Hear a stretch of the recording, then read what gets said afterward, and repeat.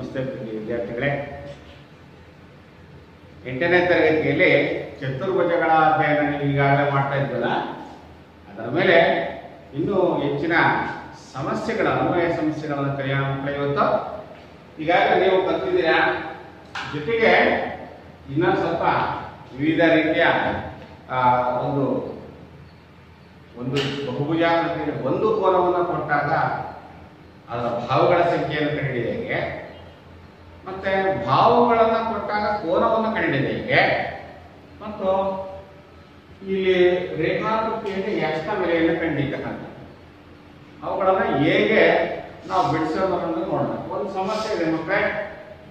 ಏನ್ ಸಮಸ್ಯೆ ನೋಡಿ, ಒಂದು ತ್ರಿಭುಜ ಕೊಟ್ಟಿದ್ದಾರೆ. ಈ ತ್ರಿಭುಜದಲ್ಲಿ ನೋಡಿ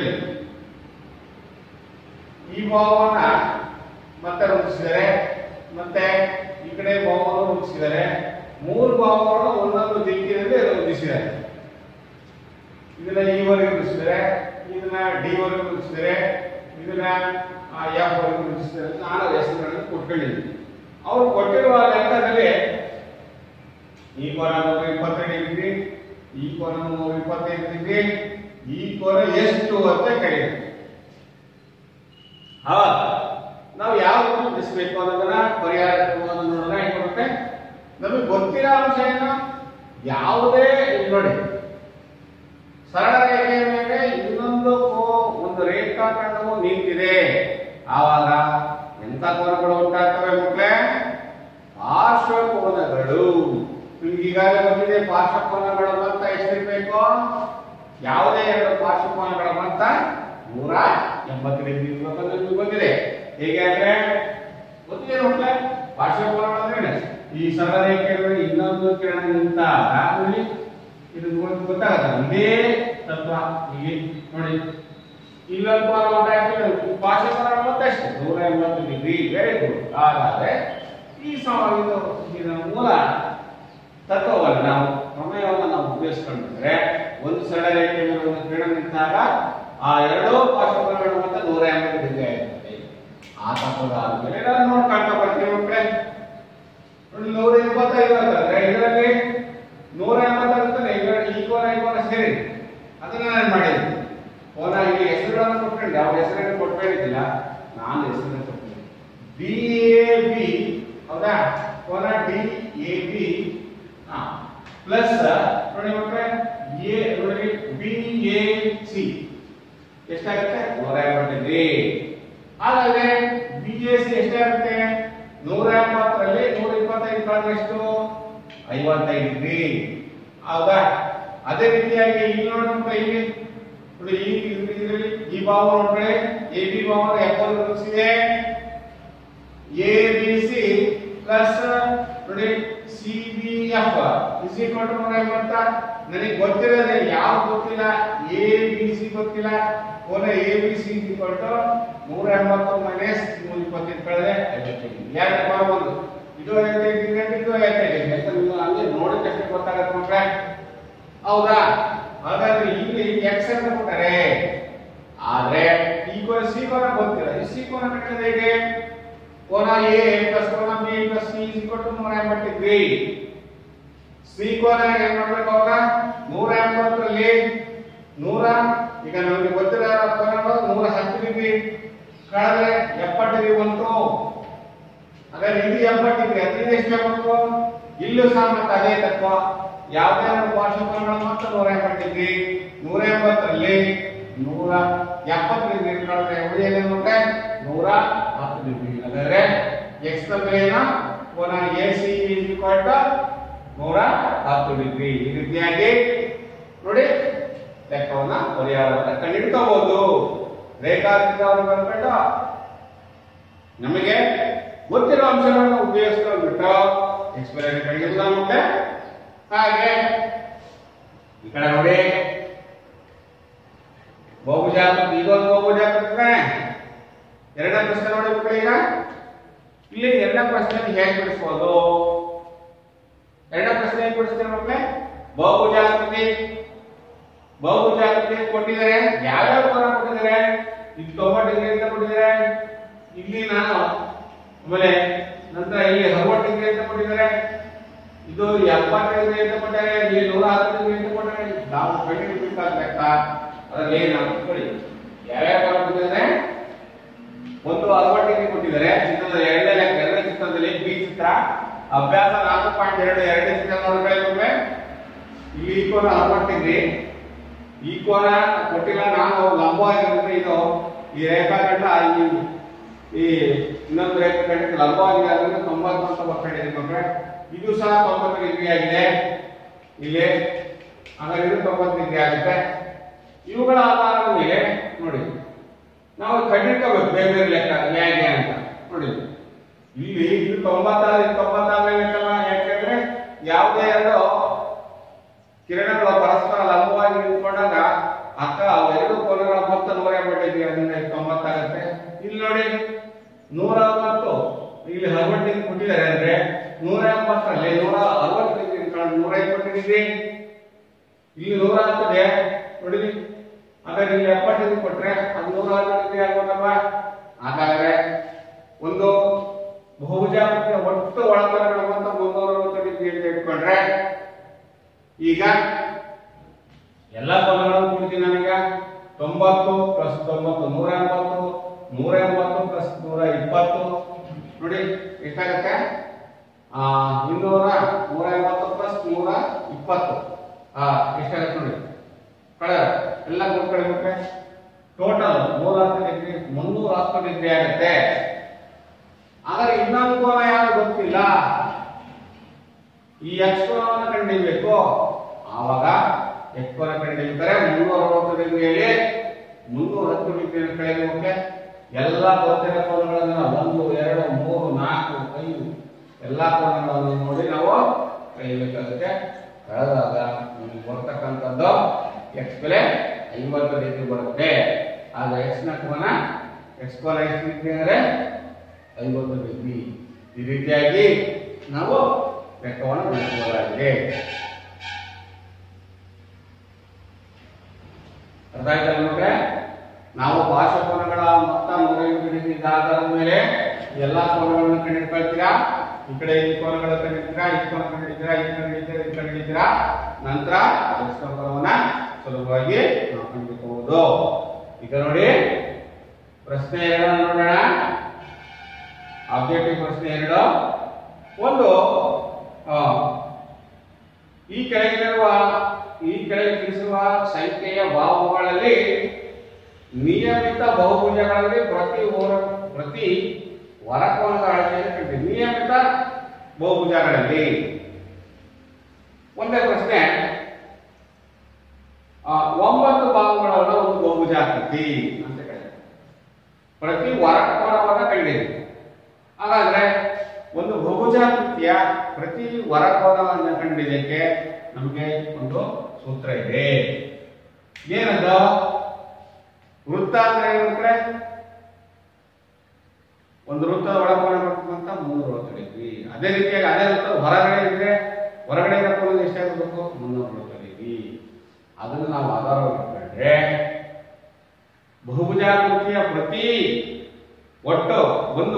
ಒಂದು ಕೋನ ಕಂಡುಹಿಡಿಯಬೇಕಂದ್ರೆ 360 ಡಿಗ್ರಿಯನ್ನ ಎನ್ ಅಂತ ಎನ್ ಬಾಹುಗಳಿಂದ ಭಾಗಿಸಿದೆ ಆ ಪ್ರತಿ ವರಕೋನ ಬರುತ್ತೆ. ಅದಕ್ಕೋಸ್ಕರ 360 ಡಿಗ್ರಿ ಬೈ ಎನ್ ಸೂತ್ರ. 9 ಬಾಹುಗಳ ಆಕೃತಿ ಅಂದ್ರೆ 360 ಬೈ 9. 9 ಅಂದ್ರೆ 9 ನೋಡಿ, 9 36 40 ಡಿಗ್ರಿ. ಪ್ರತಿ ವರಕೋನದ ಅಳತೆ ಎಷ್ಟು ಬಂತು? 40 ಡಿಗ್ರಿ. ಹೀಗೆ ನಾವು ಲೆಕ್ಕವನ್ನು ಬಿಡಿಸ್ತಕ್ಕಂಥದ್ದು ಪ್ರತಿ ವರಕೋನ. ಅದೇ ರೀತಿಯಾಗಿ ಇನ್ನೊಂದು ಬಹುಭುಜಾಕೃತಿ ಎಷ್ಟಿದೆ ಅಳತೆ, ಅದು ಬಾಹುಗಳು 15 ಬಾಹುಗಳು. ಆವಾಗ ಸಹ ಬಹುಭುಜಾಕೃತಿಯ ಪ್ರತಿ ವರಕೋನ ಇದ್ದಿಕೊಂಡು 360 ಡಿಗ್ರಿ ಬೈ ಎನ್ ಅಂತ ಬರ್ಕೊಳ್ತೀನಿ. ಬರ್ಕೊಂಡಾದ್ಮೇಲೆ ಅದನ್ನ ಸುಲಭೀಕರಣ ಮಾಡೋಣ.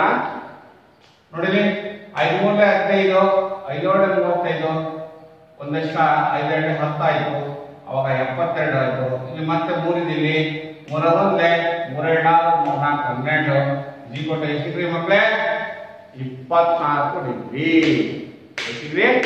24 ಡಿಗ್ರಿ. ಏನಿದು? ಪ್ರತಿ ಕೋನದ ಅಳತೆ. ಪ್ರತಿ ಕೋನದ ಅಳತೆ ಎಷ್ಟು ಅಂತಂದ್ರೆ 15 ಬಾಹುಗಳ ಆಕೃತಿಗೆ 24 ಡಿಗ್ರಿ ಬಂತು. ಹೀಗೆ ಪ್ರಶ್ನೆ ನೋಡ್ಕೊಳ್ಳಿ ಮಕ್ಕಳೇ, ಅಭ್ಯಾಸದಲ್ಲಿ ಒಂದು ನಿಯಮಿತ ಬಹುಭುಜದ ಪ್ರತಿ ಹೊರಕೋನದ ಅಳತೆ 24 ಡಿಗ್ರಿ ಇದ್ದಾಗ ಅದು ಹೊಂದಿರುವ ಬಾಹುಗಳ ಸಂಖ್ಯೆಯನ್ನು ಕಂಡಿರಿ. ಆವಾಗ ಅಷ್ಟೇ ಬಾಹುಗಳ ಸಂಖ್ಯೆ ಕಂಡಿಡಿಯಕ್ಕೆ ನೋಡಿರಿ, ಬಾಹುಗಳ ಸಂಖ್ಯೆ ಬಹುಭುಜ ಬಾಹುಗಳ ಸಂಖ್ಯೆ ಕಂಡಿಡಿಯುತ್ತೆ.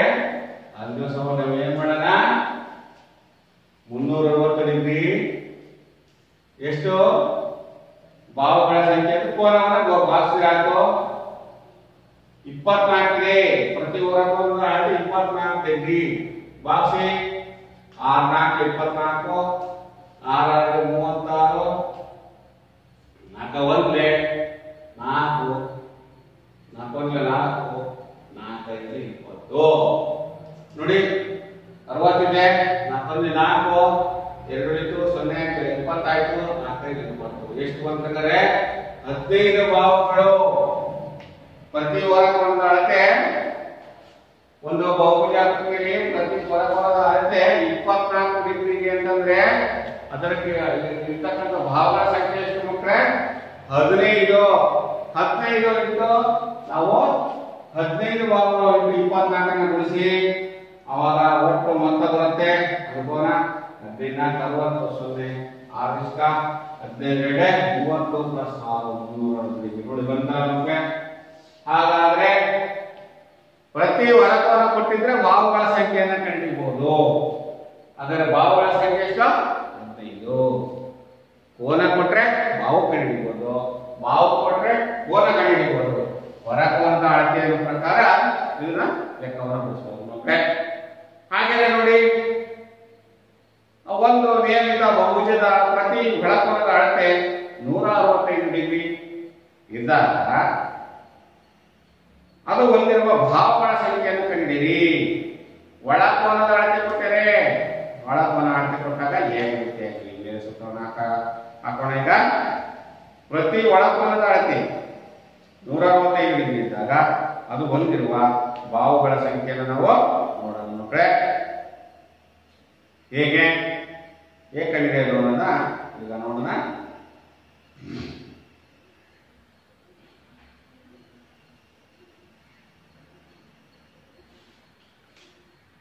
ಓಕೆ, ಪ್ರತಿ ಒಳಕೋನ ಒಂದು ಕೋನ ಬೇಕಾದ್ರೆ ಹಾಗಾದ್ರೆ ಎಷ್ಟು ಬರುತ್ತೆ ಲೆಕ್ಕವನ್ನು ಬಿಡಿಸೋಣ.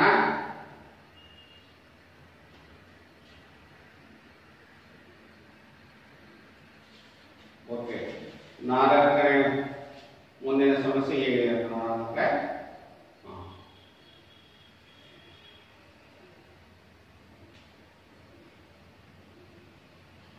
ಎಷ್ಟು ಕೋನ ಎಷ್ಟೇನಂತಾರ 3ನೇ ಮೇಲೆ ಒಂದು ನಿಯಮಿತ ಬಹುಭುಜದ ಪ್ರತಿ ಹೊರಕೋನದ ಅಳತೆ 24 ಡಿಗ್ರಿ ಆಯ್ತಾ. ಈಗ ಒಂದು ನಿಯಮಿತ ಬಹುಭುಜದ ಪ್ರತಿ ಒಳಕೋನಗಳ ಅಳತೆ 160 ಡಿಗ್ರಿ ಇದ್ದಾಗ ಅದು ಹೊಂದಿರುವ ಬಾಹುಗಳ ಸಂಖ್ಯೆಯನ್ನು ಕಂಡುಹಿಡಿಯಿರಿ.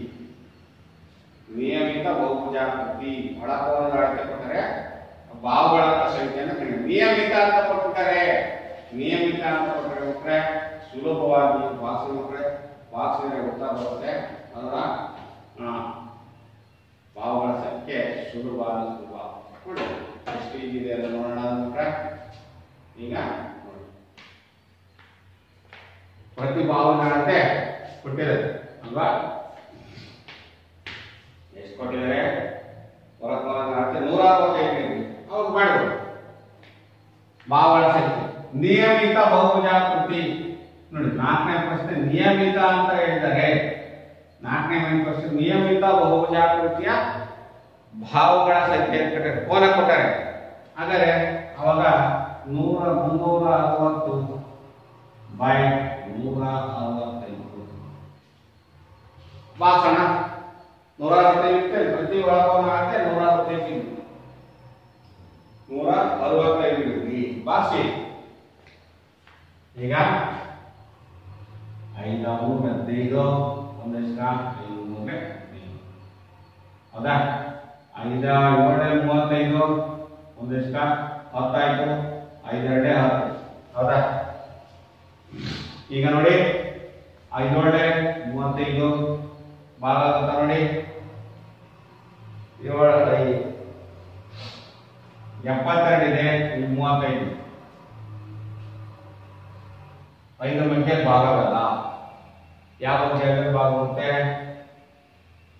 72 ಇದೆ 35 ಯಾವ ಸಂಖ್ಯೆ ಭಾಗ ಆಗುತ್ತೆ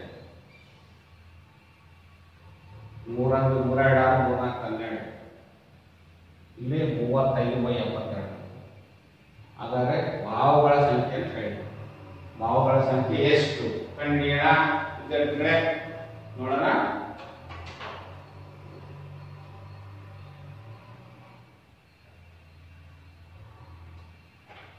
ಈ ಸಂದರ್ಭಗಳಲ್ಲಿ ಬೇರೆ ವಿಧಾನ ನೋಡಬೇಕಾಗತ್ತನ ನೋಡೋಣ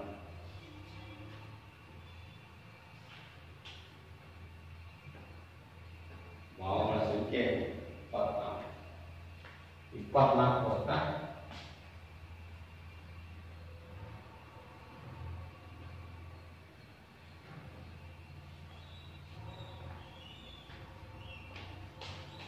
24 ಯಾವ ರೀತಿ ಬರುತ್ತೆ ನೋಡಿ ಮಕ್ಕಳೇ 24 ಬರುತ್ತೆ ಅಂತ ಹೇಳಿದ್ರೆ 330/n ಇದಕ್ಕೆ ಇನ್ನೊಂದು ಸೂತ್ರವನ್ನು ನೋಡೋಣ ಮಕ್ಕಳೇ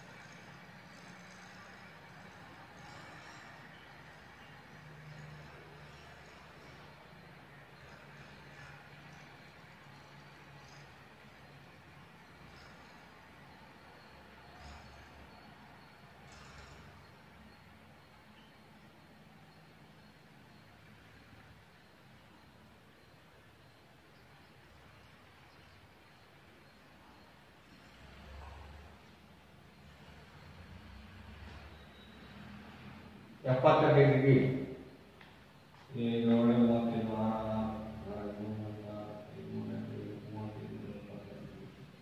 ಇದು ಇನ್ನೊಂದು ಸೂತ್ರದಲ್ಲಿ ನೋಡೋಣ ನಮಗೆ ನಿಯಮಿತ ಬಹುಜಾತಿಯಲ್ಲಿ ಒಳಕೋನಗಳ ಮೊತ್ತ ಇದಾದ್ರೆ ಭಾವಗಳ ಸಂಖ್ಯೆ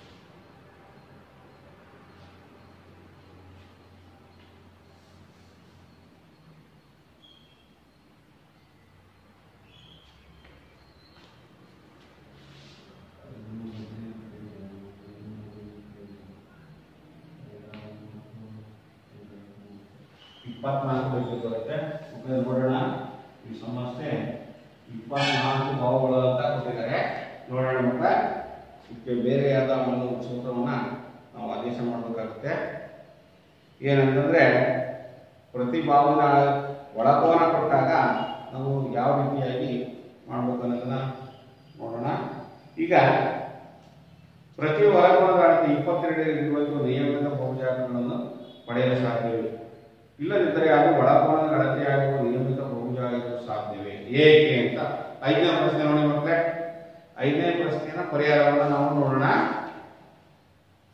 ಏನಿದೆ 5ನೇ ಪ್ರಶ್ನೆಯಲ್ಲಿ ಇಲ್ಲ ಏಕೆಂದರೆ 22 360 ಡಿಗ್ರಿಗೆ ಭಾಜಕವಾಗಿಲ್ಲ ನೋಡಿ 22 ಅನ್ನೋದು 360 ಡಿಗ್ರಿಗೆ ಭಾಜಕವಾಗುವುದಿಲ್ಲ ಆದ್ದರಿಂದ ಪ್ರತಿ ನಿಯಮಿತ ಬರಬೇಕು ಅಂತ ಹೇಳ್ತಾರೆ, ನಿಯಮಿತ ಆಗಲ್ಲ ಅಂತ ಬರೀಬೇಕು 5ನೇ ಪ್ರಶ್ನೆ.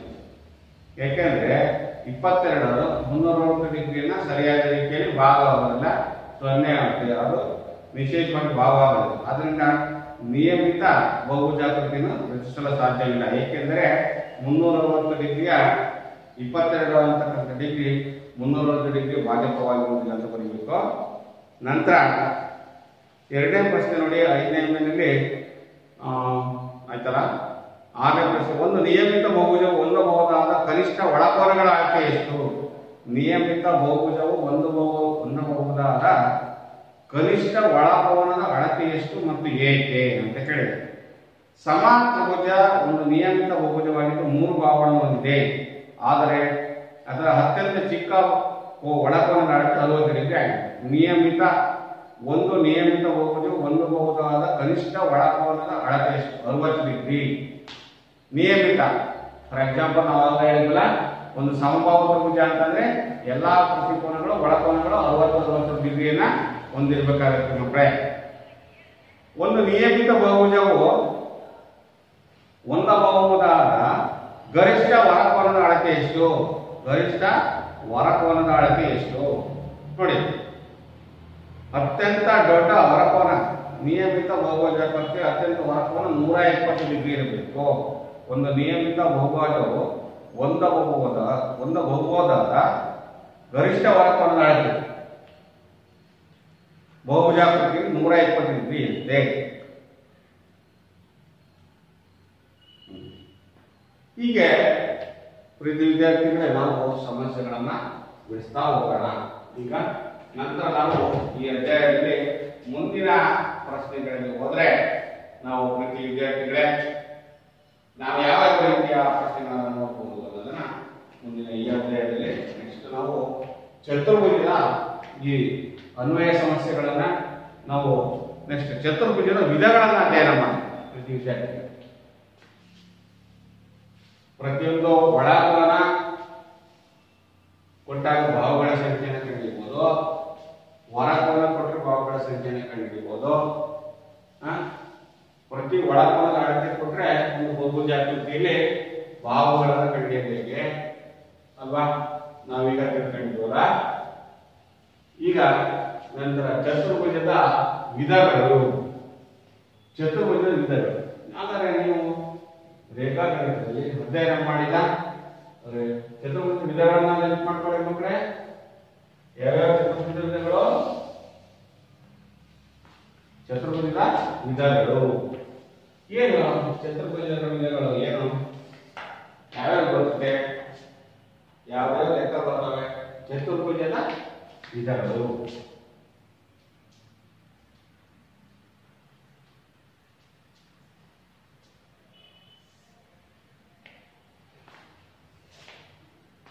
ಯಾವ್ಯಾವ ಬರ್ತವೆ ಮಕ್ಕಳೇ? ನೀವು ನೋಡಿದಂತ ಚತುರ್ಭುಜ ವಿಧಗಳನ್ನು ನೆನಪು ಮಾಡ್ಕೊಳ್ಳಿ ನೋಡೋಣ ವಿದ್ಯಾರ್ಥಿಗಳೇ. ಈ ಬೋರ್ಡ್ ನಾವು ನೋಡ್ತಾ ಇದ್ವಿ, ಬ್ಲಾಕ್ ಬೋರ್ಡ್. ಇದೊಂದು ಚತುರ್ಭುಜ ಅಲ್ವಾ? ಇದಕ್ಕೇನಂತ ಹೆಸರು? ಆಯತ. Very good. ನೆಕ್ಸ್ಟ್ ಇಲ್ಲೊಂದು ಇದಿದೆ, ಡಸ್ಟರ್ ಇದೆ ನೋಡಿ. ಇದು ಎಷ್ಟಾಗಿ ಕಾಣ್ತಾ ಇದೆ ಅಲ್ವಾ ಮಕ್ಕಳೇ? ಇದು ಯಾವ ಆಕಾರ, ಯಾವ ಬರೀ ಹಂಚನ್ನು ನೋಡಿ, ಇದೊಂದು ಘನಾಕೃತಿ. ಬರೀ ಹಂಚಿನ ಗೆರೆಗಳನ್ನು ನೋಡಿದಾಗ ಇದು ಸಹ ಆಯತಾಕೃತಿ. ಆದ್ರೆ ಅದೇ ರೀತಿಯಾಗಿ ನಾವು ನೋಡ್ತಾ ಹೋಗೋದ್ರ ಮಕ್ಕಳೇ, ಆಯತ ಇದೆ, ನೆಕ್ಸ್ಟ್ ಚೌಕ ಇದಾವೆ, ಚೌಕಾಕೃತಿ, ಮತ್ತೆ ಚತುರ್ಭುಜಗಳನ್ನು ನೆನಪು ಮಾಡ್ಕೊಳ್ಳಿ. Very good. ಮತ್ತೆ ಯಾವುದು? ತ್ರಾಪಿಜ್ಯ. ಮತ್ತೆ ಎಲ್ಲ ಭಾಗಗಳು ಅಸಮವಿಭಾವ, ಅದು ಒಂದು ಸಾಮಾನ್ಯ ಚತುರ್ಭುಜ. ಅಸಮವಿಭಾವ ಚತುರ್ಭುಜ ಅಲ್ವಾ? ಅದು ಚತುರ್ಭುಜನೇ. ನೆಕ್ಸ್ಟ್ ತ್ರಾಪಿಜ್ಯ ಆಯಿತು. ಸರ್ ಕೆಲವೊಂದ್ಸರಿ ಹೀಗಿರುತ್ತೆ, ಇದ್ಯಾವುದು? ಇದ್ಯಾವ ಆಕೃತಿ ಮಕ್ಕಳೇ? ಹೇಳ್ತಾರೆ ನೋಡಿ, ಈ ಬಾವು ಸಮ, ಈ ಬಾವು ಸಮ, ಎರಡು ಪ್ಯಾರಲಲ್ ಇದೆ ನೋಡಿ. ಇದು ಹಿಂಗೆ ಪ್ಯಾರಲಲ್ ಇರುತ್ತೆ, ಇದು ಹಿಂಗಿರುತ್ತೆ. ಹಾಗಾದ್ರೆ ಇದು ಯಾವ ಆಕೃತಿ ನೋಡಿ? ಚಿತ್ರ ಬೋರ್ಡ್ ಮೇಲೆ ಮಾಡಿ ಬರ್ದಿನ ನೋಡ್ತೀರಾ? ಸಮಾಂತರ ಚತುರ್ಭುಜ ಎಂಬುದು ಯಾವ ರೀತಿ ಆಕೃತಿ? ಅದು ಸಮಾನಾಂತರ ಚತುರ್ಭುಜ. Very good. ಹಾಗೇನೆ ಹೀಗೆ ಮಕ್ಕಳೇ ನಾವು ಚತುರ್ಭುಜ ವಿಧಗಳನ್ನ ಅಧ್ಯಯನ ಮಾಡಬೇಕಾದ್ರೆ ನಾವು ಅದರ ಕಲ್ಪನೆಗಳನ್ನ ಪರಿಕಲ್ಪನೆಗಳನ್ನ ನೆನಪು ಮಾಡ್ಕೊಂಡ್ರೆ ವರ್ಗ, ಆಯತ, ತ್ರಾಪಿಜ್ಯ, ವಜ್ರಾಕೃತಿ. Very good. ನೋಡಿ, ವಜ್ರಾಕೃತಿ ಮಕ್ಕಳೇ ಹೌದಲ್ವಾ? ಎಲ್ಲ ಬಾಹುಗಳ ಅದಕ್ಕೆ ಸಮಯದ ಅನ್ನೋ ಒಂದು ಕೈಟ್ ನೋಡಿದ್ರಲ್ಲ ಇವಾಗ. ಕೈಟ್ ಅಂದ್ರೇನು? ಗಾಳಿ ಪಟ. ನೋಡಿ, ಇದರ ಕರ್ಣಗಳನ್ನ ನಾವು ಇದಕ್ಕೆ ಸೇರಿಸ್ತೀವಿ ಮಕ್ಕಳೇ. ಇದಕ್ಕೆ ದೀರ್ಘ ಚತುರ್ಭುಜ, ಅದು ಸಹ ಚತುರ್ಭುಜನೇ. ಕರ್ಣಗಳು ಪರಸ್ಪರ ಲಂಬವಾಗಿ ಅರ್ಧಿಸುವ ಒಂದು ಚೌಕಾಕೃತಿಯನ್ನು ಏನಂತ ಕರಿತೀವಿ? ಅದನ್ನ ಕೈಟ್. ಅದನ್ನ ವಜ್ರಾಕೃತಿ. ಎಲ್ಲ ಬಾಹುಗಳ ಸಮ, ಆದರೆ ಕರ್ಣಗಳು ಪರಸ್ಪರ ಸಮಾನವಿಲ್ಲ. ಹೌದಾ? ಕೈಟ್. ಹಾಗೇನೆ ತ್ರಾಪಿಜ್ಯ ನೋಡಿ, ಇವೆಲ್ಲ ಚತುರ್ಭುಜ ವಿಧಗಳು. ಈಗ ನಾವು ಸಮಾನಾಂತರ ರೇಖೆಗಳು ಅಂದ್ರೆ ಏನು ಅನ್ನೋದು ನಿಮ್ಗೆಲ್ಲ ಗೊತ್ತಿರೋ ವಿಚಾರ. ಸಮಾಂತರ ರೇಖೆಗಳು ಅಂದ್ರೇನು, ಸಮಾಂತರ ರೇಖೆ ಹೇಗೆ ಗೊತ್ತಿರದೆ ಇನ್ನೊಂದು ಸ್ವಲ್ಪ ನೆನಪು ಮಾಡ್ಕೊಂಡು ನೋಡ್ರೆ, ಇವನ್ನ ಸಮಾಂತರ ರೇಖೆಗಳು ಅಂತ ಕರಿತೀವಿ ಅಲ್ವಾ? ಇವೇನು ಸಮಾಂತರ ರೇಖೆಗಳು. ಇದು ಎ ಬಿ ಅಂತ ಕರಿತೀನಿ, ಇದನ್ನ ಸಿ ಡಿ ಅಂತ ಕರಿತೀವಿ. ಇವೆಂತ ರೇಖೆಗಳು ನೋಡ್ರೆ ಸಮಾಂತರ ರೇಖೆಗಳು. ಹಾಗೆ ಇದನ್ನ ಛೇದಿಸುವಂತೆ ಇನ್ನೊಂದು ರೇಖೆಗಳನ್ನ ಹೇಳ್ತೀನಿ ಮಕ್ಕಳೇ. ಇದಕ್ಕೆ ಸಮಾಂತರವಾಗಿ ಇನ್ನೊಂದು ರೇಖೆಯನ್ನು ಹೇಳ್ತೀನಿ. ಆಗ ನೋಡಿ,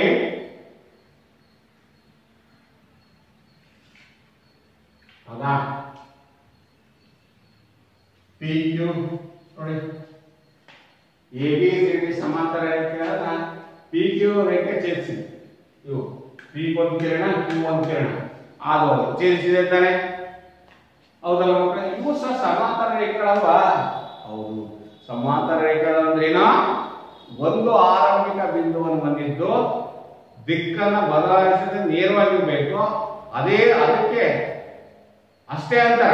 ಇದರಲ್ಲಿ ಇನ್ನೊಂದು ಸಮಾಂತರ ರೇಖೆಯನ್ನು ಹೇಳಿದಾಗ ಆ ನಡುವೆ ಇರುವ ಅಂತರಗಳು ಯಾವುದೇ ಕಾರಣಕ್ಕೂ ವ್ಯತ್ಯಾಸ ಆಗಬಾರ್ದು. ಉದಾಹರಣೆ ರೈಲ್ವೆ ಟ್ರ್ಯಾಕ್ಸ್ ಅಲ್ವಾ? ಇವು ಸಮಾಂತರ ರೇಖೆಗಳು ಅಂತ ಕರಿತೀವಿ. ಈ ಡಿಸ್ಟೆನ್ಸ್ ನಡುವೆ ಇರ್ತಕ್ಕಂಥ ಅಂತರ ಏನಿದೆಯಲ್ಲ, ಇಲ್ಲಿ ಯಾವ ಕಾರಣಕ್ಕೂ ಬದಲಾವಣೆ ಆಗಬಾರ್ದು. ಪರಸ್ಪರ ನಾವು ಎಲ್ಲೆವರೆಗೆ ರೂಪಿಸಿದ್ನೋ, ಅನಂತದವರೆಗೆ ರೂಪಿಸಿದ್ರು, ಎಲ್ಲೆವರೆಗೆ ಅವು ಯಾವ ಕಾರಣಕ್ಕೂ ಒಂದಕ್ಕೊಂದು ಸೇರಬಾರ್ದು, ಜಾಯಿಂಟ್ ಆಗಬಾರ್ದು. ಅವನ್ನ ಸಮಾಂತರ ರೇಖೆಗಳು ಅಂತ ಕರಿತೀವಿ. ಹಾಗೆ ಈ ಸಮಾಂತರ ರೇಖೆಗಳು ಮತ್ತು ಸಮಾನಾಂತರ ಚತುರ್ಭುಜ, ಸಮಾಂತರ ಚತುರ್ಭುಜದ ಗುಣಲಕ್ಷಣಗಳನ್ನು ಅಧ್ಯಯನ ಮಾಡಬೇಕಾಗಿದೆ ಮಕ್ಕಳೇ. ಈಗ ನೋಡೋಣ ಸಮಾಂತರ ಚತುರ್ಭುಜ ಏನು ಅನ್ನೋದನ್ನ ಅಧ್ಯಯನ ಮಾಡ್ತಾ ಹೋದ್ರೆ ವಿದ್ಯಾರ್ಥಿಗಳೇ, ಈಗ ನೋಡೋಣ. ಈಗ ಸಮಾಂತರ ಚತುರ್ಭುಜದ ಗುಣಲಕ್ಷಣಗಳನ್ನು ಅಧ್ಯಯನ ಮಾಡೋದಕ್ಕೆ ಯಾಕೆ ಸಮಾಂತರ ಚತುರ್ಭುಜದ ಗುಣಲಕ್ಷಣಗಳನ್ನು ಅಧ್ಯಯನ ಮಾಡಬೇಕು ಅಂದ್ರೆ, ಇದರ ಮೇಲೆ ಅನೇಕ ಅನ್ವಯ ಸಮಸ್ಯೆಗಳನ್ನು ನಾವು ಬಿಡಿಸಬೇಕಾಗಿದೆ. ಮೊದಲು ಈಗ ಸಮಾಂತರ ಚತುರ್ಭುಜದ ಗುಣಲಕ್ಷಣ ಅಧ್ಯಯನ ಮಾಡೋಣ. ಹೌದಾ?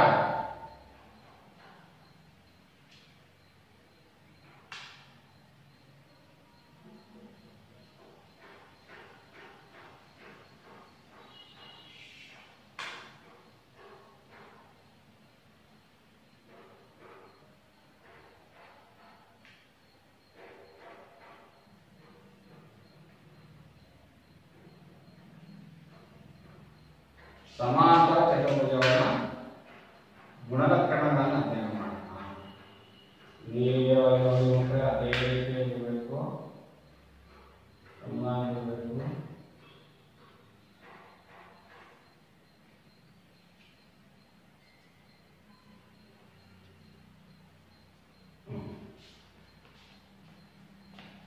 ಸಮಾಂತರ ಚತುರ್ಭುಜ ಅಂದ್ರೆ ಏನು? ಸಮಾಂತರ ಎರಡು ಜೊತೆ ಅಭಿಮುಖ ಬಾಹುಗಳು ಪರಸ್ಪರ ಸಮ ಹಾಗೂ ಸಮಾನಾಂತರವಾಗಿರುವ ರೇಖಾಖಂಡಗಳಿಂದ ಆವೃತವಾದಂತ ಒಂದು ಸಮತಳೀಯ ರೇಖಾಕೃತಿಗೆ ನಾವು ಸಮಾಂತರ ಚತುರ್ಭುಜ ಅಂತ ಕರಿತೀವಿ. ಇಲ್ಲಿ ಸಮಾನಾಂತರ ಚತುರ್ಭುಜದಲ್ಲಿ ಏನೇನು ಗುಣಲಕ್ಷಣಗಳು ಬರುತ್ತೆ ಸರ್? ಎರಡು ಜೊತೆ ಅಭಿಮುಖ ಭಾಗಗಳು ಪರಸ್ಪರ ಸಮಾನಾಂತರವಾಗಿರುತ್ತವೆ. ನಂತರ ಮತ್ತೇನು ಬರುತ್ತೆ ಅಧ್ಯಯನ ಮಾಡೋಣ ಮಕ್ಕಳೇ. ಕರ್ಣಗಳು ಪರಸ್ಪರ ಸಮನಾಗಿರುತ್ತದೆ. ಕರ್ಣಗಳೇನಾಗಿರ್ತವೆ? ಪರಸ್ಪರ ಸಮನಾಗಿರುವುದಲ್ಲದೆ ಪರಸ್ಪರ ಸಮಾನವಾದ ಕೋನಗಳನ್ನು ಉಂಟು ಮಾಡುತ್ತದೆ. ಕರ್ಣಗಳನ್ನ ನಾವು ರಚನೆ ಮಾಡೋಣ. ಕರ್ಣಗಳು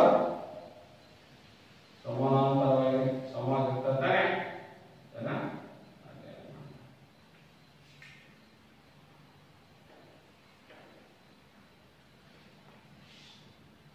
ನೋಡಿ ಮಕ್ಕಳೇ, ಎರಡು ಕರ್ಣಗಳು ಪರಸ್ಪರ ಸಮನಾಗಿರ್ತವೆ. ಹೌದಾ? ಮತ್ತೆ ಏನಿದೆ ಮಕ್ಕಳೇ? ಹಾಗಾದ್ರೆ ಈ ಚತುರ್ಭುಜ ಅಂದ್ರೆ ಸಮಾನಾಂತರ ಚತುರ್ಭುಜವು ಒಂದು ಚತುರ್ಭುಜನೇ. ಹೌದು. ಹಾಗಾದ್ರೆ ಈ ಚತುರ್ಭುಜದ 4 ಕೋನಗಳ ಮೊತ್ತ ಎಷ್ಟಿರಬೇಕು? 360 ಡಿಗ್ರಿ. ಮತ್ತೇನಿದೆ? ಒಂದು ಜೊತೆ ಅಭಿಮುಖ ಭಾವಗಳು ಪರಸ್ಪರ ಸಮಾನಾಂತರ. ಮತ್ತೇನಿದೆ? ಯಾವುದೇ ಎರಡು ಪಾರ್ಶ್ವಕೋನಗಳ ಮೊತ್ತ. ಪಾರ್ಶ್ವಕೋನಗಳು ಏನು? ಒಂದು ಶೃಂಗಬಿಂದುವನ್ನ ಆಧಾರವಾಗಿಟ್ಕೊಂಡು ಪಾರ್ಶ್ವಕೋನಗಳು. ಪಾರ್ಶ್ವಕೋನಗಳಂದ್ರೆ ಅಕ್ಕಪಕ್ಕದಾಗ ಇರ್ತಕ್ಕಂಥ ಇಲ್ಲಿಂದ ಎ ಬಿ ಸಿ ಮತ್ತು ಎ ಸಿ ಡಿ ಈ ಪಾರ್ಶ್ವಕೋನಗಳ ಮೊತ್ತ ಏನಾಗಿರ್ಬೇಕು? 180 ಡಿಗ್ರಿ ಆಗಿರಬೇಕು. ಏನಾಗಿರ್ಬೇಕು? ಯಾವುದೇ ಎರಡು ಪಾರ್ಶ್ವಕೋನಗಳ ಮೊತ್ತ 180 ಡಿಗ್ರಿ ಸಮ. ಹೌದಾ? ಯಾವುದೇ ಕೋನ ಕೋನ ಬಿ ಎ ಸಿ ಪ್ಲಸ್ ಕೋನ A C D is equal to 180 degree. ಹಾಗೇನೆ ನೋಡಿ ಮಕ್ಕಳೇ, ಪಾರ್ಶ್ವಕೋನಗಳ ಮೊತ್ತ 180 ಡಿಗ್ರಿ ಇರಬೇಕು. ಹಾಗೆ ಅಭಿಮುಖ ಕೋನಗಳ ಮೊತ್ತ, ಅಭಿಮುಖ ಕೋನಗಳು ಪರಸ್ಪರ ಸಮನಾಗಿರಬೇಕು.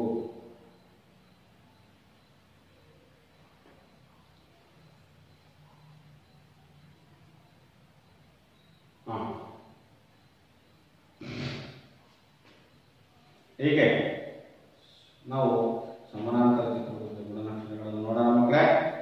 ಸಮಾನಾಂತರ ಚತುರ್ಭುಜಗಳ ಕೋನಗಳು ಏನಾಗಿರಬೇಕು? ಯಾವುದೇ ಎರಡು ಪಾರ್ಶ್ವಕೋನಗಳ ಮೊತ್ತ ಯಾವಾಗಲೂ 180 ಡಿಗ್ರಿ ಆಗಿರುತ್ತದೆ. ಬೇಕಾದ್ರೆ ಆಯ್ಕೆ ಮಾಡಿ ನೋಡೋಣ. ಪೂರ್ವಪಕ್ಕ ಚಿಕ್ಕಡೆ ಎಲ್ಲರೂ ಓಕೆ. ಹೌದಾ? ಯಾವುದೇ ಪಾರ್ಶ್ವಕೋನಗಳ ಮೊತ್ತ ನೋಡಿ ಈಗ ಆಯ್ಕೆ ಮಾಡೋಣ. ಪ್ರಾಕ್ಟಿಕಲ್ ಆಗಿ ನಮಗೆ ಗೊತ್ತಾಗುತ್ತೆ. ಸಿ ಕೋನ ಇದೆ ನೋಡಿ. ಸಿ ಕೋನ ನನ್ನಲ್ಲಿ 70 ಡಿಗ್ರಿ ಇದೆ. ಆದ್ರೆ ಎ ಕೋನ ಏನು ಮಕ್ಕಳೇ? ಎ ಕೋನ ನೋಡಿ 0 ಬನ್ನಿ, ಹಂಗೆ ಬನ್ನಿ, ಹಂಗೆ ಬನ್ನಿ, ಹಂಗೆ ಬನ್ನಿ, ಹಂಗೆ ಬನ್ನಿ, 110 ನೋಡಿ. ಕೋನ ಎ ಪ್ಲಸ್ ಕೋನ ಸಿ ನೋಡಿ. ಇದು ಸಿ ಕೋನ 70, ಎ ಕೋನ 110 ಡಿಗ್ರಿ. ಈ ಕೊಟ್ಟು ಎಷ್ಟಾಗತ್ತಪ್ಪ? 180 ಡಿಗ್ರಿ. ಹಾಗೆ ಇಲ್ಲಿ ನೋಡಿ, ಈ ಬಿ ಮತ್ತು ಸಿ ಆಯ್ಕೆ ಮಾಡೋಣ. ಬಿ ಮತ್ತು ಸಿ ಅನ್ನು ಆಯ್ಕೆ ಮಾಡೋಣ. ಹೌದಾ?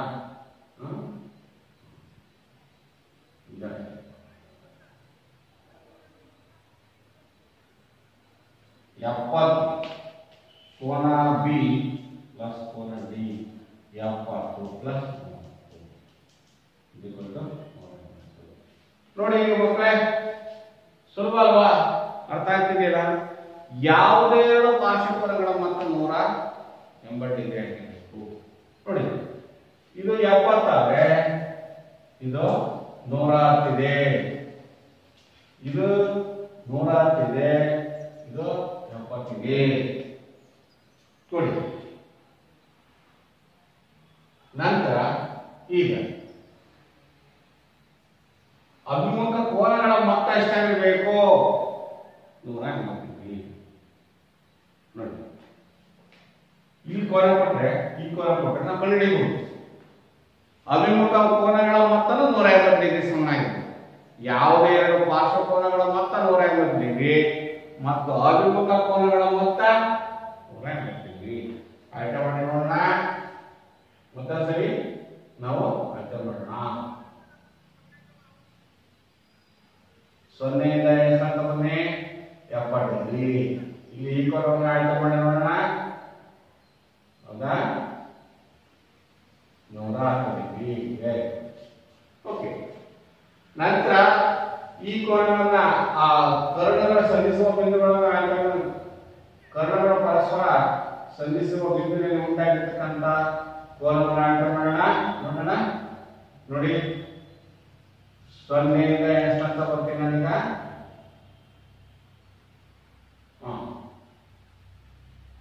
0 ಇಂದ ಎಷ್ಟು ಅಂತ ಬಂದೆ? ಈಗ ನೋಡಿ, ನನಗೆ 120 ಡಿಗ್ರಿ ಬಂತು. 120 ಡಿಗ್ರಿ, ಇದು 120. ಇದೇ ಬರುತ್ತೆ ನೋಡೋಣ. ಅಂದರೆ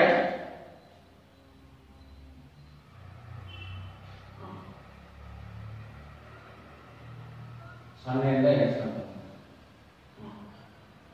ಕರೆಕ್ಟ್, ಅದು 120 ಡಿಗ್ರಿ. ಇದೇ ತಿರುಗಂದ್ರೆ ಈ ಕೋನ ನೋಡಿ, ಇನ್ನೊಂದು ಕೋನ ಆಯ್ಕೆ ಮಾಡೋಣ.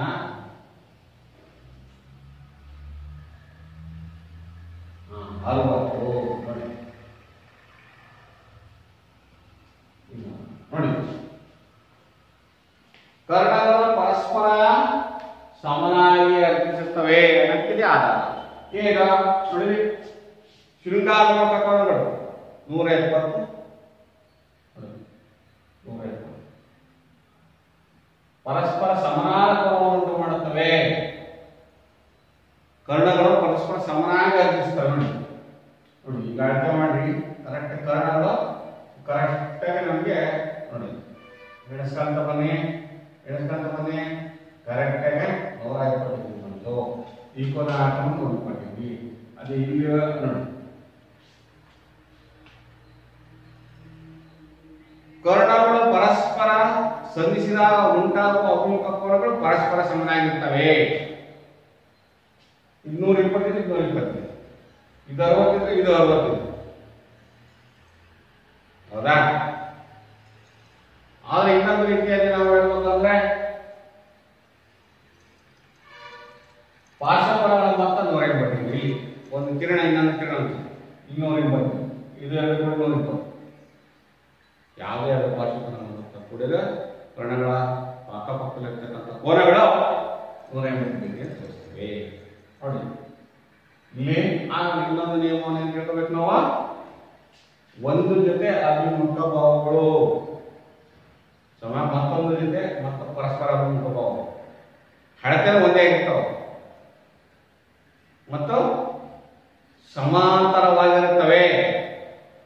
ಸಮಾನಾಂತರ ಮುಖ್ಯ ಗುಣಲಕ್ಷಣಗಳೇನ? ಎರಡು ಜೊತೆ ಅಭಿಮುಖ ಬಾಹುಗಳು ಪರಸ್ಪರ ಸಮ ಹಾಗೂ ಸಮಾನಾಂತರ ಮತ್ತು ಯಾವುದೇ ಎರಡು ಪಾರ್ಶ್ವಕೋನಗಳ ಮೊತ್ತ 180 ಡಿಗ್ರಿಗೆ ಸಮನಾಗಿರುತ್ತದೆ. ಹಾಗೆ ಮತ್ತೆ ಕರ್ಣಗಳು ಪರಸ್ಪರ ಹತ್ತಿಸುತ್ತವೆ, ಏಕೆಂದರೆ ಸಮಾನಾಂತರ ಕೋನಗಳನ್ನು ಉಂಟು ಮಾಡುತ್ತವೆ. ಆ ಕರ್ಣಗಳು ಪರಸ್ಪರ ಸಮಾನ 180 60. ಇದನ್ನ ನೆನಪಿಟ್ಕೊಳ್ಳಬೇಕು. ಓಕೆ ಮಕ್ಕಳೇ, ಇನ್ನೇನಿದೆ? ಸಮಾನಾಂತರ ಚತುರ್ಭುಜವನ್ನು ನಾವು ವೆರಿಫೈ ಮಾಡಬಹುದು.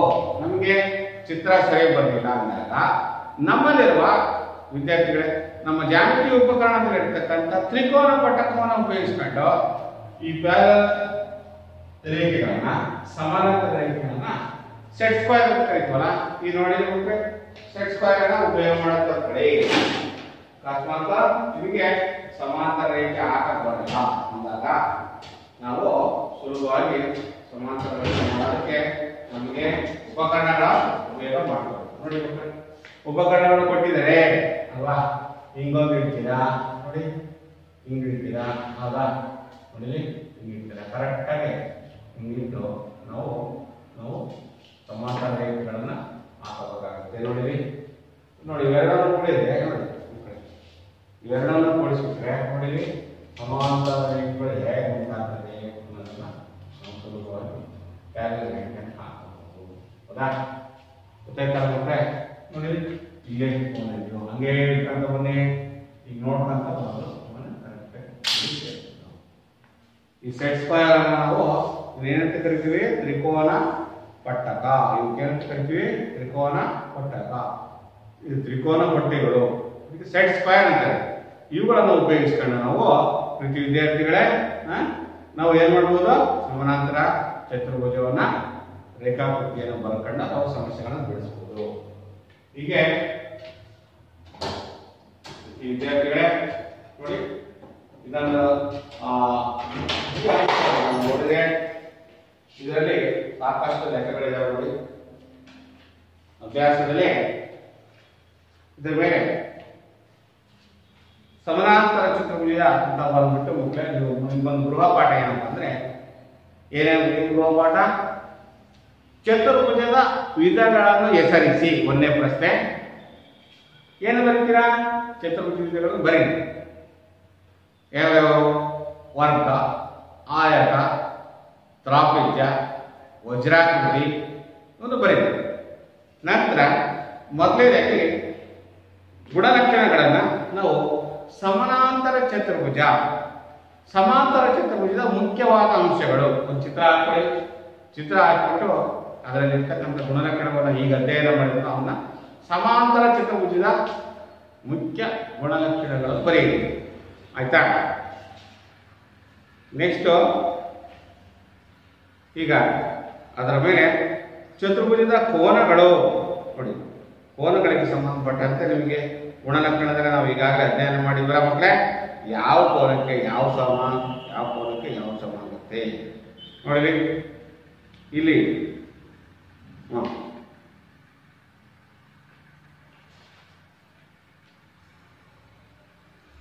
ಸಮಾನಾಂತರ ಚತುರ್ಭುಜದಲ್ಲಿ ಕೋನಗಳು ಏನು? ಅನುರೂಪ ಕೋನಗಳು, ಪಾರ್ಶ್ವ ಕೋನಗಳು ಮತ್ತು ಕರ್ಣಗಳು ಪರಸ್ಪರ ಸಂಧಿಸಿದಾಗ ಉಂಟಾಗತಕ್ಕಂಥ ಆ ಶೃಂಗಾತ್ಮಕ ಕೋನಗಳು, ಇವನ್ನ ನೀವು ಸುಲಭವಾಗಿ ಕಂಡುಹಿಡಿಯಬಹುದು ನೋಡಿ ಮಕ್ಕಳೇ. ಅಭ್ಯಾಸದಲ್ಲಿ ಸಮಾನಾಂತರ ಚತುರ್ಭುಜದ ಪಾರ್ಶ್ವಕೋನಗಳು ಸರಳ ಕೋನ ಪೂರಕಗಳಾಗಿರ್ತವೆ ಅಂತ ನೀವು ಈಗಲೇ ಚಿತ್ರದಲ್ಲಿ ಅಧ್ಯಯನ ಮಾಡಿದ್ದೀರಿ. ಹೌದಾ? ಸಮಾನಾಂತರ ಚತುರ್ಭುಜದ ಕರ್ಣಗಳು ಪರಸ್ಪರ ಸಮನಾಗಿ ವರ್ತಿಸುತ್ತವೆ. ಏನು ಸಮಾನಾಂತರ ಚತುರ್ಭುಜದ ಕರ್ಣಗಳು ಸಮನಾಗಿರುವುದರ ಇದನ್ನು ನಿಮ್ಮ ಹಿಂದಿನ ಚಟುವಟಿಕೆ ಗಮನಿಸಿದೆ. ಕರ್ಣಗಳು ಒಂದೊಂದು ಸ್ವಾರಸ್ಯಕರವಾದ ಒಂದು ಗುಣ, ಪರಸ್ಪರ ವರ್ತಿಸುತ್ತವೆ, ಆದರೆ ಕರ್ಣಗಳು ಛೇದಿಸುವ ಬಿಂದುವಿನಲ್ಲೇ ಇರುತ್ತವೆ. ನಂತರ ಅಭ್ಯಾಸ 4.3 ತೆಗೆದುಕೊಳ್ಳಿ ಮಕ್ಕಳೇ. ಅಭ್ಯಾಸ 4.3ರಲ್ಲಿ ಸಾಕಷ್ಟು ಲೆಕ್ಕಗಳಿದ್ದಾವೆ ನೋಡಿ. ಒಂದು ಲೆಕ್ಕ ಇದೆ, ಚಿತ್ರ ಕಾಣ್ತಿದೆಯಲ್ಲ. ಅಭ್ಯಾಸ 4.3ರಲ್ಲಿ ತೆಗೆದುಕೊಂಡಿದ್ದೀರಲ್ಲ ನೋಡಿ. ಈ ಸಮಾಂತರ ಚತುರ್ಭುಜದಲ್ಲಿ ಕೆಳಗಿನ ಹೇಳಿಕೆಯನ್ನು ನೋಡಿ. ಪ್ರತಿ ವಿದ್ಯಾರ್ಥಿಗಳೇ ಇದು ಕಾಣ್ತಾ ಇದೆಯಲ್ಲ ನೋಡಿ. ಅಭ್ಯಾಸ 4.3ರಲ್ಲಿ ಸಮಾನಾಂತರ ಚತುರ್ಭುಜ ABCDಯನ್ನು ಇಲ್ಲಿ ಕೆಳಗಿನ ಹೇಳಿಕೆಗೆ ಸಂಬಂಧಿಸಿದ ವ್ಯಾಖ್ಯೆ ಅಥವಾ ಗುಣವನ್ನು ಬಳಸಿ ಪೂರ್ಣಗೊಳಿಸಿ. AD ಏನ್ ಬರೀತೀರಾ ನೋಡಿ. AD ಏನ್ ಬರೀತೀರಾ ಮಕ್ಕಳೇ? ADಗೆ ಯಾವ ಸಮ? BC. ಕೋನ DCB, ಕೋನ DCB ಯಾವ ಸಮ? ಕೋನ DCB ಅಷ್ಟೇ ಹೇಳಿದರೆ. ಕೋನ DCB ಯಾವುದು? ಯಾವುದು ಮಕ್ಕಳೇ? DCBಗೆ ಯಾವ ಕೋನ ಸಮಾನವಾಗಿದೆ? ನಂತರ ಏನದು? ಏನಾಗಿರ್ತವೆ? ಪಾರ್ಶ್ವಕೋನಗಳ ಮೊತ್ತ 180 ಡಿಗ್ರಿ ಅಂತ ಹೇಳಿದ್ದೀನಿ. ಹಾಗಾದ್ರೆ DCB ಯಾವ ಸಮ? DCBಗೆ ಯಾವ ಸಮ? ಕೋನ CDA ಸಮ ಆಗಿರುತ್ತೆ ಅಲ್ವಾ? ನೋಡಿಲಿ, ಇವೆರಡು ಹೊಂದಾಣಿಕೆ ಅಂದ್ರೆ ಇವೆರಡು ಹೊಂದಾಣಿಕೆ ಇರ್ತವೆ. ಏಕೆ? ಸಮಾನಾಂತರ ಚತುರ್ಭುಜದಲ್ಲಿ ಯಾವುದೇ ಎಲ್ಲ ಪಾರ್ಶ್ವಕೋನಗಳ ಮೊತ್ತ 180 degree. O C is equal to O B ಕೋನ ಡಿ ಎ ಬಿ ಪ್ಲಸ್ ಕೋನ ಡಿ ಎ ಬಿ ಪ್ಲಸ್ ಕೋನ C D A is equal to ಏನಾಗುತ್ತೆ? ಪಾರ್ಶ್ವಕೋನಗಳು ನೋಡಿಲಿ. ಪ್ರಶ್ನೆ 4 ಉತ್ತರ ಏನು ಬರೀತೀರಿ? 180 ಡಿಗ್ರಿ. ಹೀಗೆ ಪ್ರತಿ ವಿದ್ಯಾರ್ಥಿಗಳೇ ನೋಡಿ ಚಿತ್ರ ಕ್ವಶನ್ ನಂಬರ್ 2 ನೋಡಿ. ಈ ಕೆಳಗೆ ಕೊಟ್ಟಿರುವ ಸಮಾನಾಂತರ ಚತುರ್ಭುಜಗಳಲ್ಲಿ ಅವ್ಯಕ್ತ ಪದಗಳಾದ ಎಕ್ಸ್ ವೈ ಜೆಡ್ ಬೆಲೆಗಳನ್ನು ಕಂಡುಹಿಡಿಯಿರಿ. ಅವ್ಯಕ್ತ ಪದಗಳಾದ ಎಕ್ಸ್ ವೈ ಮತ್ತು ಜೆಡ್ ಬೆಲೆಗಳನ್ನು ಕಂಡುಹಿಡಿಯಿರಿ. ಹಾಗಾದ್ರೆ ABCD ಎಂತ ಚತುರ್ಭುಜ? ಸಮಾಂತರ ಚತುರ್ಭುಜ. ಎಕ್ಸ್ ವೈ ಜೆಡ್ ಅನ್ನ ಕಂಡುಹಿಡಿಬಹುದಲ್ಲ? ಹೇಗೆ ಕಂಡುಹಿಡಿತೀರಿ? ಪಾರ್ಶ್ವಕೋನಗಳ ಮೊತ್ತ 180 ಡಿಗ್ರಿ. ಅದನ್ನ ಸಿ ಕೋನ ಎಷ್ಟಿದೆ? 80 ಡಿಗ್ರಿ ಆಗುತ್ತದೆ. ನಂತರ ನೋಡಿಲಿ, ಈಗ ಈ ಪಾರ್ಶ್ವಕೋನ ಹೆಂಗ್ ಕಂಡುಹಿಡಿಬೇಕು? ಇದು 80 ಆದ್ರೆ ಇದೆಷ್ಟಿರ್ಬೇಕು?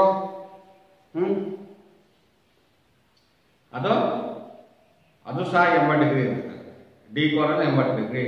ಹಾಗಾದ್ರೆ ಎ ಕೋನ ಎಷ್ಟಾಗತ್ತೆ? ಅದು 100 ಡಿಗ್ರಿ ಆಗುತ್ತೆ ಅಲ್ವಾ? ರೀತಿಯ ಮಾಡ್ತಾ ಹೋಗ್ತೀರಾ ನೋಡಿ. ಮತ್ತೆ ಇನ್ನೊಂದು ಚಿತ್ರ, ಎರಡನೇ ಚಿತ್ರ ನೋಡಿ. ಅದು ಸಮಾನಾಂತರ ಚತುರ್ಭುಜ ಹೌದು, ಆದ್ರೆ ಒಂದು ಬಾಹ್ಯ ಕೋನ ಕಂಡುಹಿಡಿಯಕ್ಕೆ ಹೇಳಿದರೆ, ಬಾಹ್ಯ ಕೋನ ಕಂಡುಹಿಡಿಯಕ್ಕೆ ಹೇಳಿದರೆ ಅಂದ್ರೆ ಏನ್ ಮಾಡ್ಬೇಕು? ಇಲ್ಲಿ 50 ಡಿಗ್ರಿ, ಇಲ್ಲಿ ಎಕ್ಸ್ ಅಂತಂದ್ರೆ 180ರಲ್ಲಿ 50 ಕಳೆದ್ರೆ ಇನ್ನ 110 ಡಿಗ್ರಿ. 110 ಡಿಗ್ರಿ ಅಂದ್ರೆ ಇದು 110 ಡಿಗ್ರಿ. ಇಲ್ಲಿ ಪಕ್ಕದಾಗಿರ್ತಕ್ಕಂಥ ಕೋನವು ಪಾರ್ಶ್ವಕೋನ 110 ಡಿಗ್ರಿ ಇರುತ್ತೆ. ಪಾದಕೋನ 110ರಲ್ಲಿ 180ರಲ್ಲಿ 110 ಕಳೆದ್ರೆ ಇನ್ನು ಉಳಿಯೋದೆಷ್ಟು? 70 ಡಿಗ್ರಿ. ಎಕ್ಸ್ ಬೆಲೆ ಝೆಡ್ ಬೆಲೆ 70 ಡಿಗ್ರಿ ಆಗುತ್ತೆ. ಈ ರೀತಿಯಾಗಿ ಸಮಾನಾಂತರ ಚತುರ್ಭುಜದ ಗುಣಲಕ್ಷಣಗಳ ಕೋನಗಳ ಗುಣಲಕ್ಷಣ ಮತ್ತು ಬಾಹುಗಳ ಗುಣಲಕ್ಷಣ ಮತ್ತು ಕರ್ಣಗಳು ಹೇಗೆ ಪರಸ್ಪರ ಸ್ಪರ್ಧಿಸ್ತವಲ್ಲ ಅದರ ಆಧಾರದ ಮೇಲೆ ಈ ಸಮಸ್ಯೆ ಅಭ್ಯಾಸದಲ್ಲಿ 4.3 ಇರ್ತಕ್ಕಂಥ ಎಲ್ಲ ಸಮಸ್ಯೆಗಳನ್ನ ನಾವು ಈಗ ಬಿಡಿಸಬಹುದಾಗಿದೆ. ಹೌದಾ ಮಕ್ಕಳೇ? ಅನೇಕ ಅನ್ವಯ ಸಮಸ್ಯೆಗಳಿದ್ದಾವೆ. ಚಿತ್ರಗಳನ್ನ ಸ್ಪಷ್ಟವಾಗಿ ಗಮನಿಸಿಕೊಂಡು ನೀವು ಈ ಅಧ್ಯಾಯದಲ್ಲಿರ್ತಕ್ಕಂಥ ಸಮಸ್ಯೆಗಳನ್ನ ನೀವು ಬಿಡಿಸಬಹುದಲ್ಲ ಮಕ್ಕಳೇ? ಈ ರೀತಿಯಾಗಿ ಈ ದಿನ ಫಲಿತಾಂಶಗಳು ಏನು ನಾವು ಈ ದಿನ ಕಲಿತಕ್ಕಂಥ ಫಲಿತಾಂಶಗಳು ಚತುರ್ಭುಜದಲ್ಲಿ ಗುಣಲಕ್ಷಣಗಳ ಆಧಾರದ ಮೇಲೆ ಎಕ್ಸ್ ಬೆಲೆಯನ್ನು ಕಂಡುಹಿಡಿಯತಕ್ಕಂಥದ್ದು. ನಂತರ ಅನ್ವಯ ಸಮಸ್ಯೆಗಳು, ಸ್ವಯಂ ಸಿದ್ಧಗಳು ಮತ್ತು ಆಧಾರ ಪ್ರತಿಕ್ರಿಯೆಗಳ ಆಧಾರವನ್ನು ಉಪಯೋಗಿಸ್ಕೊಂಡ್ಬಿಟ್ಟು ಹಲವಾರು ಸಮಸ್ಯೆಗಳನ್ನು ಅನ್ವಯ ಸಮಸ್ಯೆಗಳನ್ನು ಬಿಡಿಸಲು ಕಲ್ತ್ವಿ. ಹಾಗೆಯೇ ಅಭ್ಯಾಸ 4.3ರಲ್ಲಿ ಸಮಾನಾಂತರ ಚತುರ್ಭುಜದ ಮುಖ್ಯವಾದ ಗುಣಲಕ್ಷಣಗಳನ್ನು ಆಧಾರವಾಗಿಟ್ಟುಕೊಂಡು ಅನೇಕ ಸಮಸ್ಯೆಗಳನ್ನು ಚರ್ಚೆ ಮಾಡಿದ್ವಿ ಅಂತ ಹೇಳ್ತಾ ಈ ದಿನದ ಪಾಠವನ್ನು 4.2 ಮತ್ತು 4.3 ಉಳಿದ ಎಲ್ಲ ಸಮಸ್ಯೆಗಳನ್ನು ನೀವು ಬಿಡಿಸ್ಕೊಂಡ್ಬರ್ತೀರಾ ಅಂತ ಹೇಳ್ತೀರಿ. ಹೌದಾ? ಬಿಡಿಸ್ಕೊಂಡ್ಬರ್ತೀರಾ? ನೀವೆಲ್ಲರೂ ಈ ಪಾಠವನ್ನು ಅಧ್ಯಯನ ಮಾಡಿ ಚೆನ್ನಾಗಿ ಬರ್ಕೊಂಡು ಹೋಮ್ವರ್ಕನ್ನು ಬಿಡಿಸ್ಕೊಂಡ್ಬನ್ನಿ. ನಾಳೆ ಮತ್ತೆ ಇದರ ಬಗ್ಗೆ ಇನ್ನೂ ಹೆಚ್ಚಿನ ಸಮಸ್ಯೆಗಳನ್ನು ಚರ್ಚಿಸೋಣ ಅಂತ ಹೇಳ್ತಾ ನಿಮಗೆಲ್ಲರಿಗೂ ಅಭಿನಂದನೆಗಳು ವಿದ್ಯಾರ್ಥಿಗಳೇ.